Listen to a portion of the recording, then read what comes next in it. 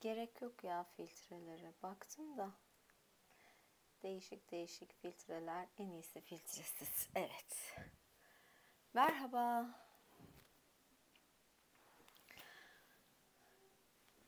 Sesim nasıl geliyor acaba? Ay, yorumları göremiyorum. Evet. Yorum yok mu? Ah. Merhaba, iyi geceler. İyi akşamlar. Nasılsınız?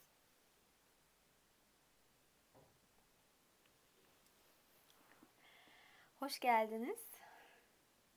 Pek de İstanbul'da değildim. O yüzden pek de canlı yayın yapamamıştım. Pek de değil, hiç yapamamıştım.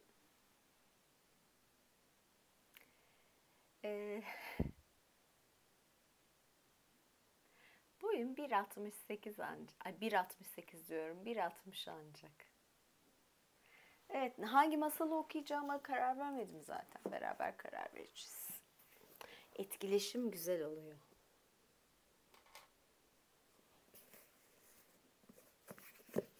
Ojelerimin rengi nasıl? Her türlü yeşilden sürdüm. Bir çeşit yeşil daha vardı ama bu ikisi aynı oldu. Bunlar farklı oldu. Ayağımdakiler bu yeşiller ama. Böyle bir yeşilli mavili. Teşekkür ederim. Oh. Haydut Damat diye. Ben bunu okudum mu acaba? Oh, thank you.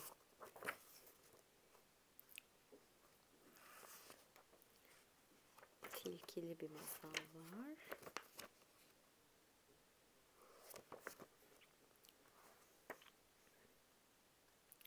Ya biliyorsunuz tabii bu Grimm masallarında böyle korkunçluklar falan var yani.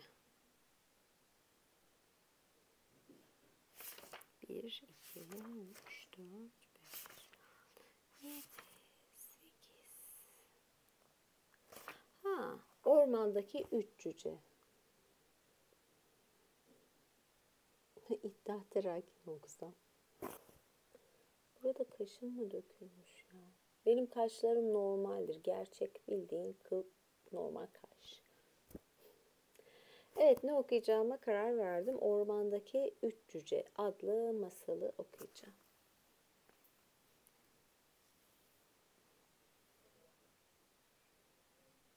Merhaba, selamlar. Herkes hoş geldi ve başlıyoruz. 20 geçiyorum. Okumaya başlayalım.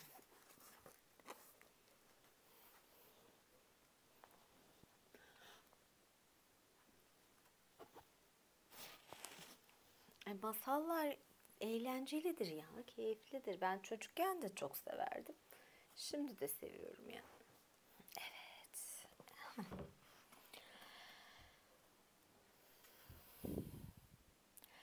Ormandaki 3 cüce. Bir varmış, bir yokmuş. Memleketin birinde karısı ölen bir adamla kocası ölen bir kadın yaşıyormuş ve her ikisinin de birer kızı varmış. Kızlar birbirini tanıyormuş. Bir gün birlikte gezintiye çıktıktan sonra kadının yanına gitmişler. Kadın adamın kızına, babana onunla evlenmek istediğimi söyle. Benimle evlenirse sen her sabah sütle yıkanıp şarap içeceksin. Benim kızım ise suyla yıkanıp su içecek demiş. Kız eve gitmiş ve kadının söylediklerini babasına anlatmış. Adam ne yapacağını bilemiyormuş. Evlenmek hem çok güzel hem de bir işkence demiş.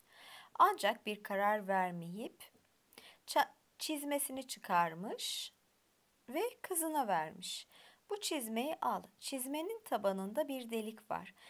Çatı aralığına git, çizmeyi oradaki büyük çiviye as ve içine su doldur. Suyu tutarsa yeniden evleneceğim. Fakat tutmazsa evlenmeyeceğim. Kız denileni yapmış ve su deliği büzdüğü için çizme ağzına kadar suyla dolmuş. Kız babasına ne olduğunu anlatmış.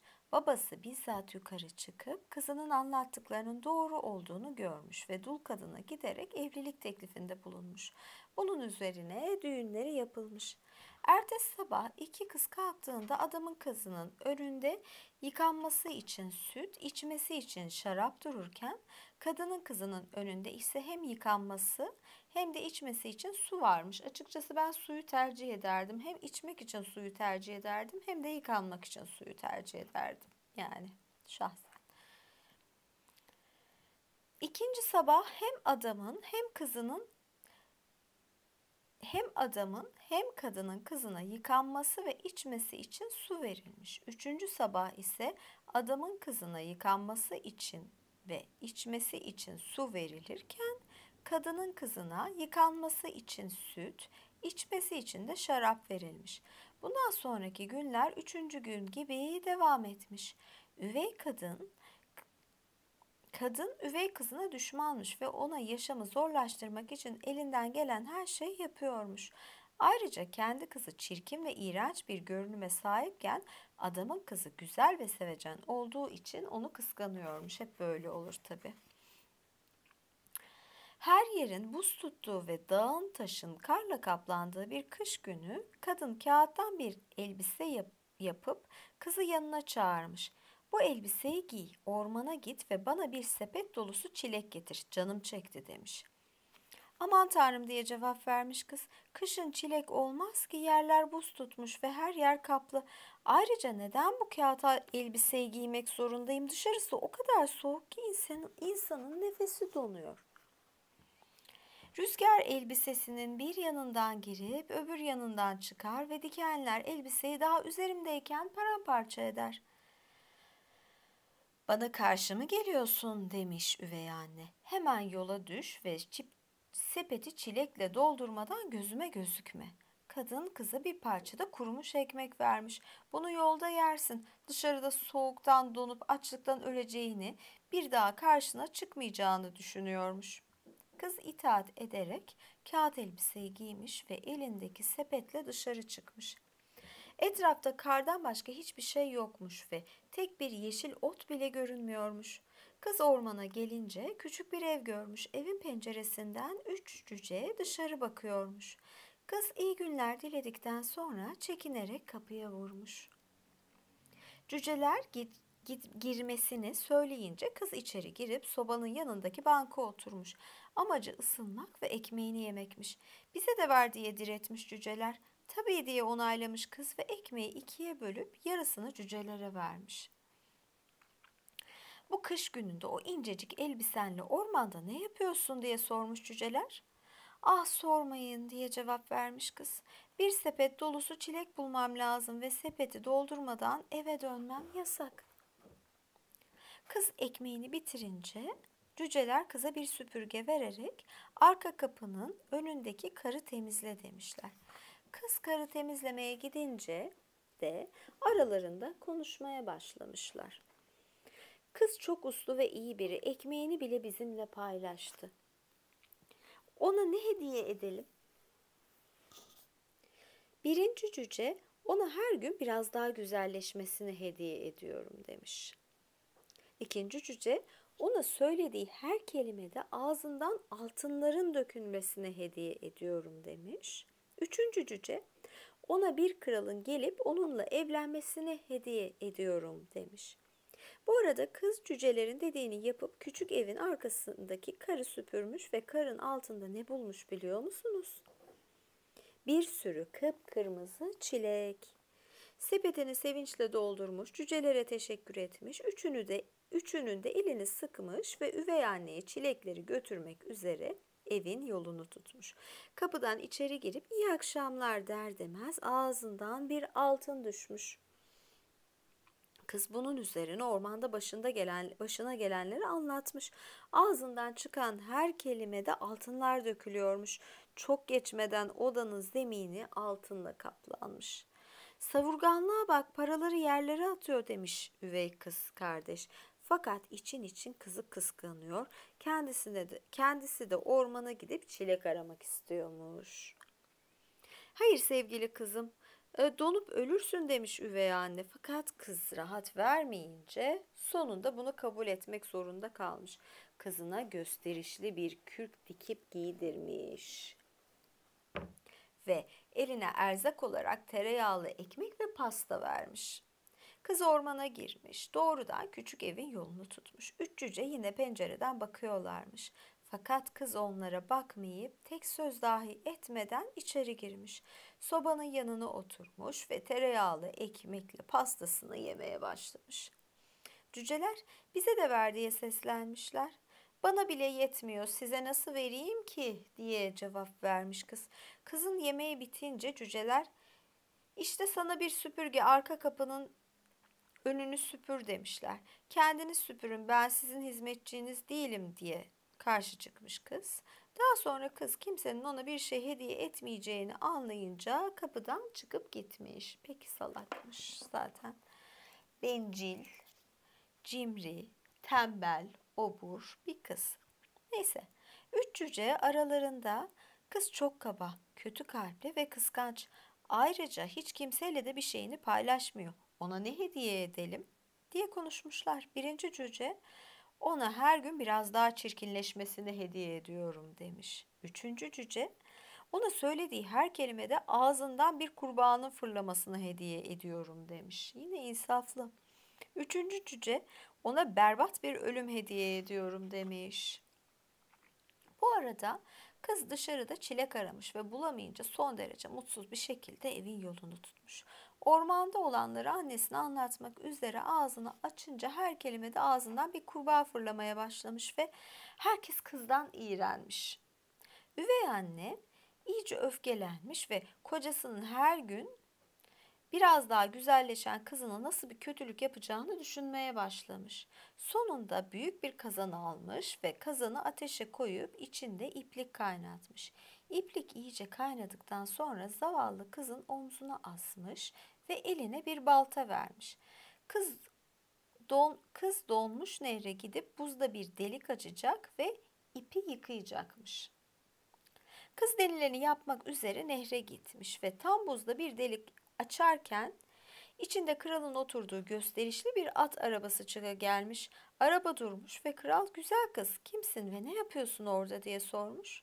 Ben zavallı bir kızım ve iplik yıkıyorum demiş kız. Bunun üzerine kral kıza acımış. Kızın ne kadar güzel olduğunu görünce benimle gelmek ister misin diye sormuş. Evet hem de nasıl diye yanıtlamış kız. Çünkü üvey annesi ve kız kardeşinden kurtulacağı için seviniyormuş. Ya bu arada kızın babası ne yapıyor yani? Şam babası mı yani? Kızı ne hallerde hiç oralı olmadı. Neyse.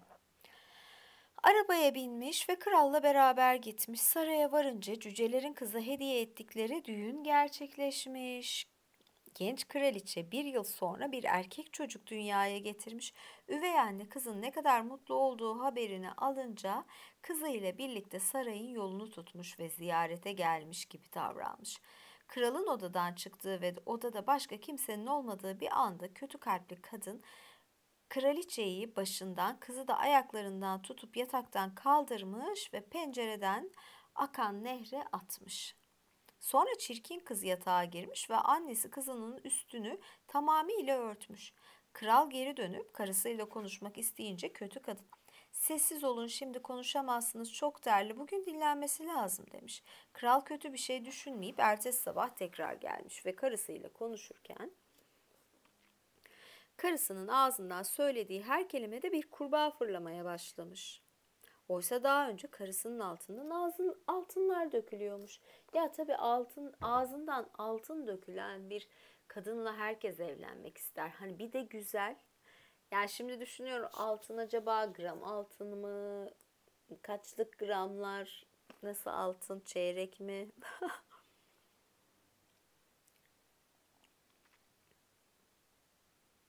Kral bunun ne anlama geldiğini sormuş, fakat kadın bunun çok terlemekten olduğunu ve geçeceğini söylemiş.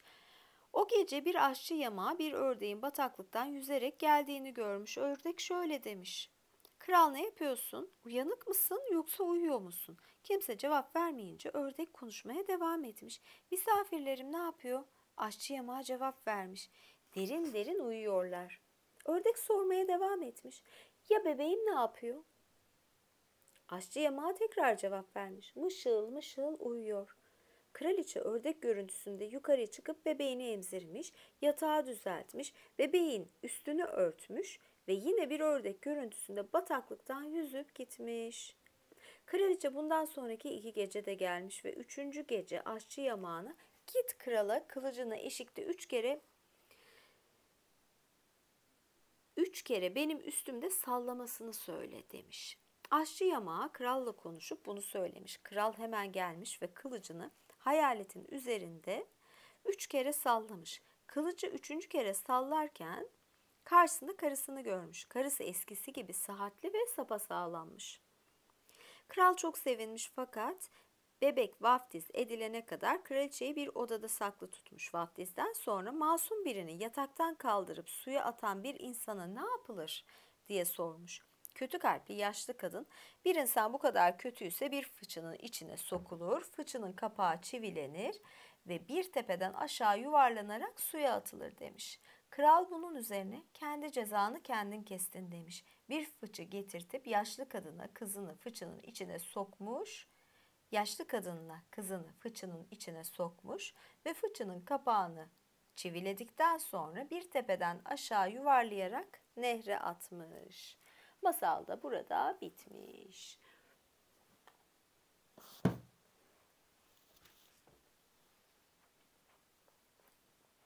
Evet.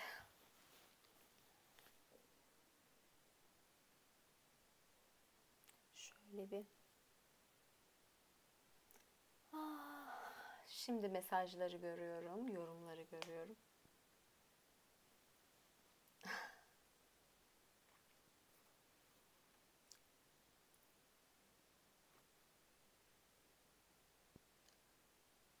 Teşekkür ederim.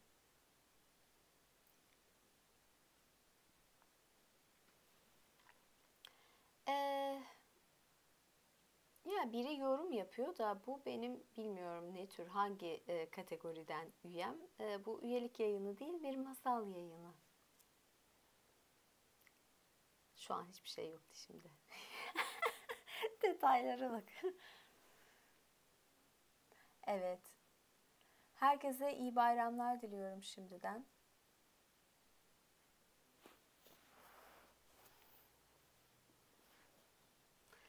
Belki bayramda da bir yayın açarım ya da bir video yüklerim. Şimdi birçok kişi güneylerdeki ben tam tatil başlamadan döndüm. Çünkü acayip kalabalık oluyor. Ben oradayken sakindi. Ama havalar anca ısınıyor. İşte böyle. Görüşmek üzere diyorum. Hoşça kalın. İyi geceler. Kanalda videolara yorum yapmayı, beğenmeyi unutmayın. Beğendiyseniz tabii ki. Abone olmayı da unutmayın. Tamam, bayramda da bir yayın açarım o zaman. Oldu. Görüşmek üzere. Hoşça kalın. İyi geceler.